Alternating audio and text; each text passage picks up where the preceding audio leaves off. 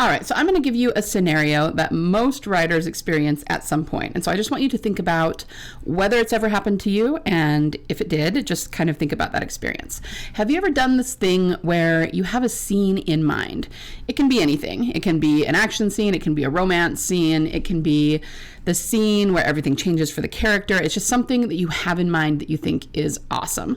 And maybe you even build the story around that scene. Maybe it's the first scene that you come up with and you're writing toward it. I'm sure this has happened to most of you because most of us do this. We come up with a particular concept or, a little snippet of the story in our head, and we cannot wait to get to the point where we can write that because it's like what we're waiting for in the story. It's what we're waiting to get to. And, often we have many of those throughout the story. Well, there's just one problem. Especially early on when we're new authors, we have that scene in our head and we start writing toward it, but we may not, be quite skilled enough to reverse engineer from that scene, which means that by the time we reach it, things are really different. Maybe the story we've created along the way doesn't actually match up with that scene anymore. Maybe it's going to feel really strange to drop that scene in. Maybe the characters are acting differently than would make sense in the scene that you originally envisioned in your mind. Okay? So that's the scenario that I kind of want to talk about today. Has that ever happened to you? Like I said, it's happened to most people. It has most definitely happened to me. So we're going to talk about what to do if you find yourself in that situation. And here's a little spoiler, you don't have to cut that scene, not entirely, okay? So there are things you can do to still save that scene that you first felt really passionate about, and that's what we're going to talk about today, so stay tuned for that. Hi there, aspiring fiction author. Welcome to Fiction Author Business School. Do you want to write your stories with ease and confidence? Do you find yourself Googling how to write a fiction book or how to write a character arc? Do you want to create a fiction empire, but you can't even finish the story you're currently working on, and you find yourself doubting it will even be good enough? Hi, I'm Liesl. I too have been writing stories since I was just a kid. I wanted to do something about my fiction writing dreams, but got information overload every time I looked for writing help because there's just so much out there on the internet. I wanted confidence that I wouldn't disappoint my readers and a plan to publish regularly.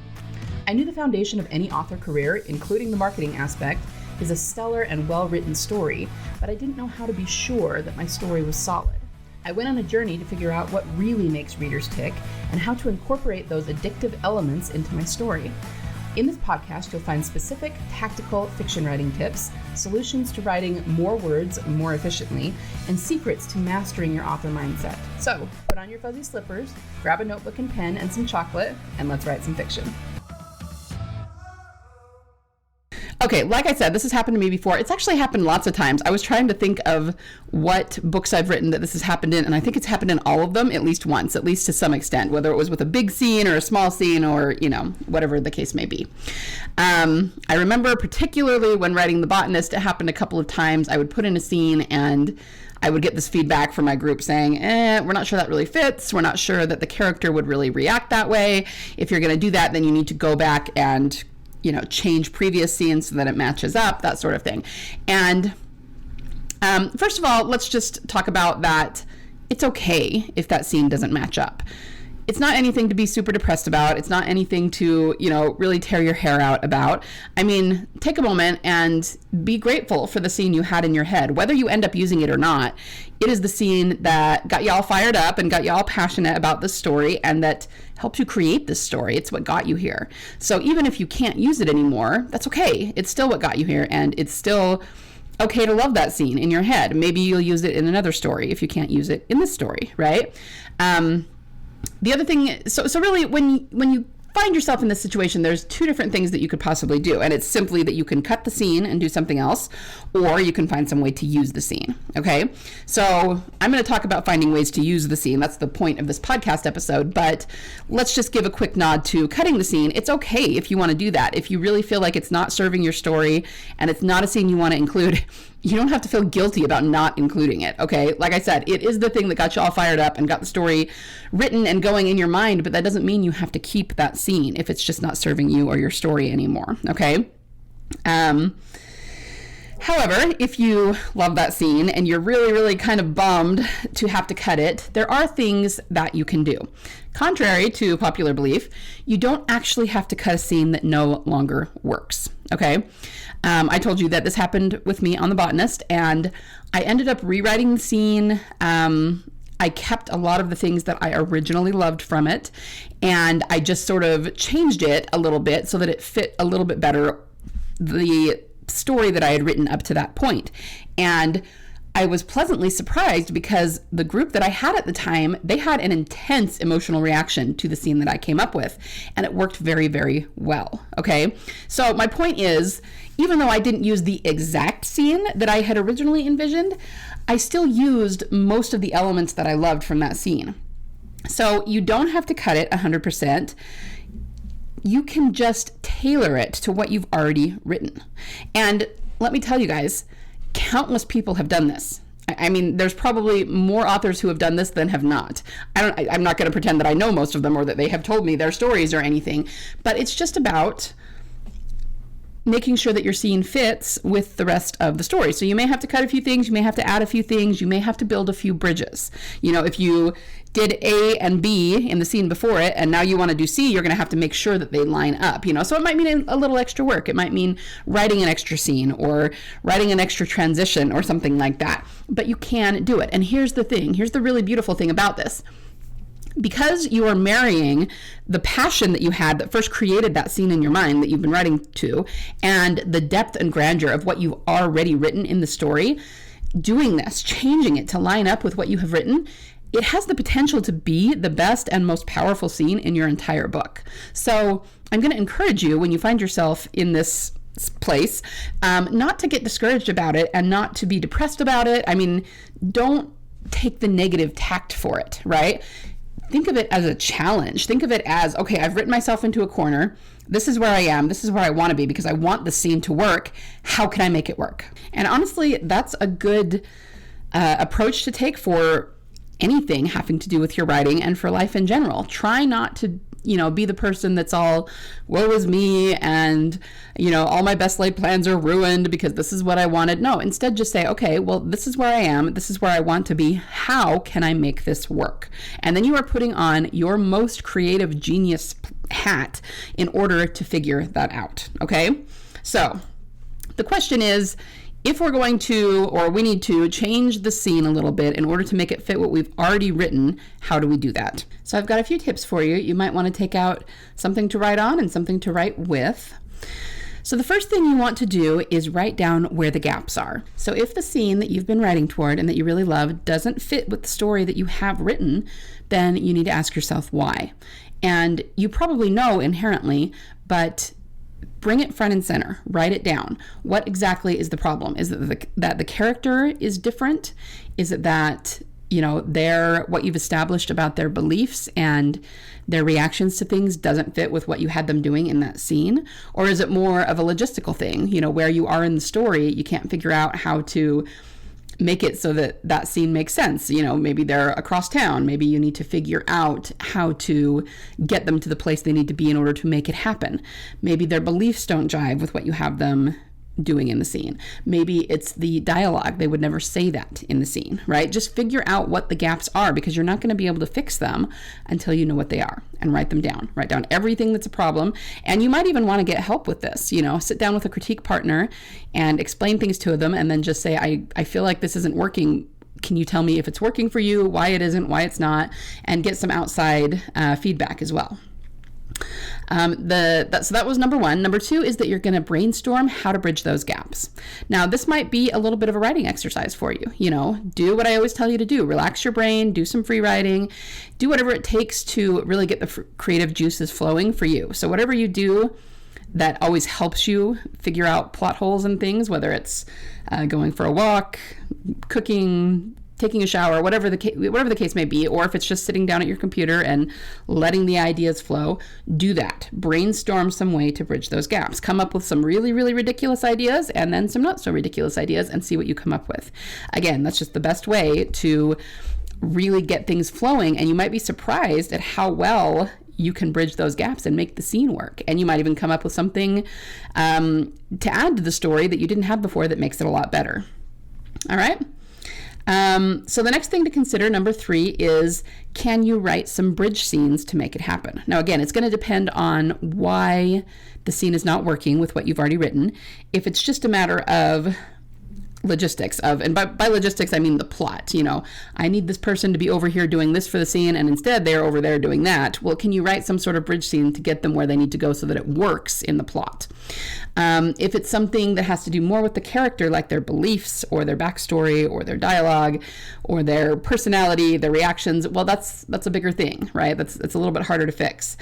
You could still write some bridge scenes in which maybe the character talks about why they might act out of character in a certain situation.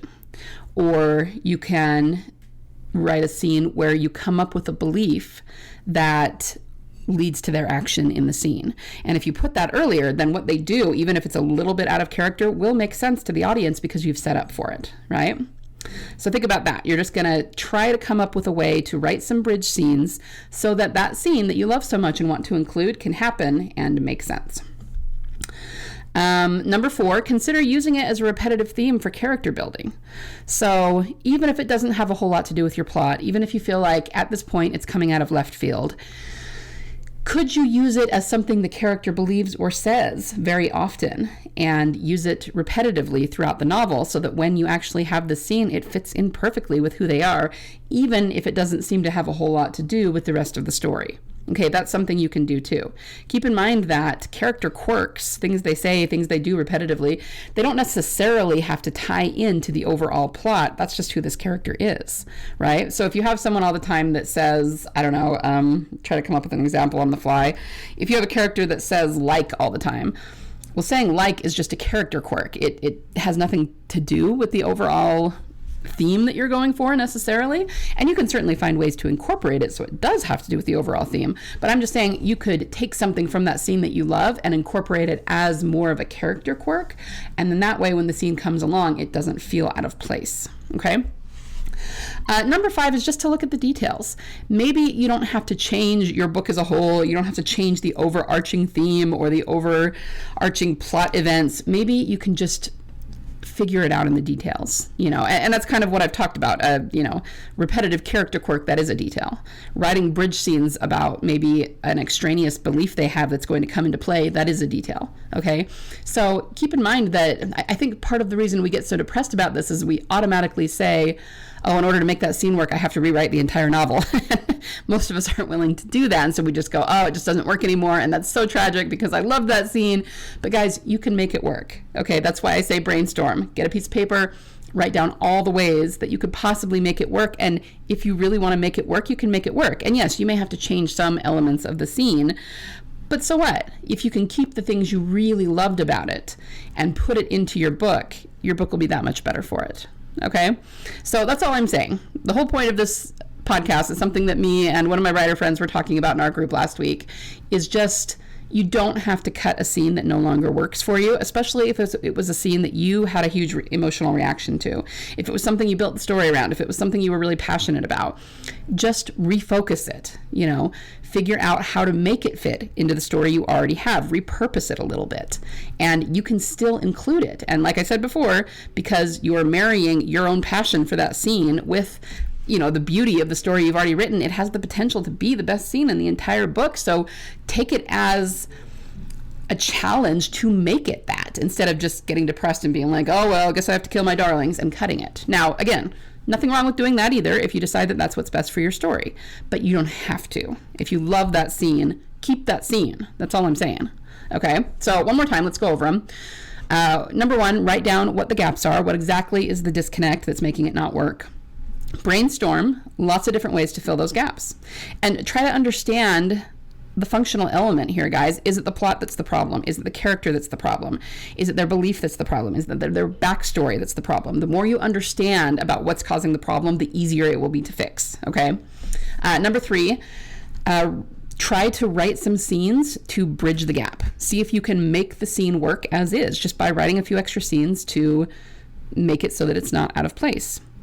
Number 4, consider using it as a repetitive character theme for character building, like a character quirk or a snippet of dialogue that they use a lot. And if you put it repetitively throughout the book, remember, repetition, it makes things make sense because they're part of a pattern. So it will not feel out of place if it's repeated. Okay. And finally, just look at the details, right? You don't necessarily have to change anything huge about the book or the story. You don't have to rewrite all the words or anything. Just see if you can figure it out in the details and keep the scene, or just change a few details. Sometimes it's just one tiny minor detail and your group can say, this makes no sense. And then you put in like a sentence and they're like, oh, now that makes perfect sense. Okay, it really can be that simple. It isn't always, but it can be. So keep that in mind. And overall, guys, just don't get depressed about this. I'm going to reiterate one more time. If you have to cut it, okay, then maybe that really is what's best for the story right now, but still feel gratitude for the fact that you had so much passion for that scene, and that scene is what created this story, the story that you are loving writing and that hopefully you're going to get published and make money off, and other readers are going to love it. Okay, just because you can't use that scene doesn't mean that it wasn't there for a purpose in your mind and in your heart to help create the story. But on the flip side, if you want to keep the scene, I am of the belief that anything you want to keep, you can keep it. Yes, you might have to do some extra work to make it work, to make it all jive, to make it continuous. But if you really want to keep that scene, there is a way that you can keep it. You just have to figure out what it is, okay? And these steps will help you do that. Lots of brainstorming, lots of writing things down, bring things front and center, okay? So instead of just letting them kind of nebulously float around in your mind, write them down, think about them very specifically. That's almost kind of like bringing it out of the subconscious and into the conscious so that you can deal with the problem. Try to figure out where the problem stems from. Again, is it the character? Is it the plot? The more you understand, the easier it will be to fix. And then, guys, do what you do best. Just start writing and figure out how to make it work, okay? Sometimes the best thing you can do is write yourself into a corner so that you are forcing yourself to figure a way out of it, and that will make you a better writer. It will make you more creative. It will make your stories better, and it will make readers love them all the more, okay? All right, so that is what I have for you today. Have a wonderful week of writing. Try to plug some of these in if there's a scene that you're struggling with. There are other scenes maybe that aren't ones you envisioned before, but you're still trying to find ways to make them fit, and these concepts can help you there too, okay? I would love to hear if you have any success with them and if they help you write any of your scenes. But until next time, just keep writing, keep putting out those wonderful stories, and remember, there is always a market for awesome. See you next time. Thanks so much for listening today. Before you go, would you be willing to do me a solid? If you found any value at all in this episode today, would you be willing to share it with other authors just like you in the hopes that they might find some value in it as well? Happy story crafting this week. Remember, only you can bring the world the unique story that you are trying to tell. Only you can succeed in your own unique way in getting it out of your mind and your heart and into a medium where it can reach thousands, if not millions, of salivating readers. You don't have to worry about failure because there is always a market for awesome.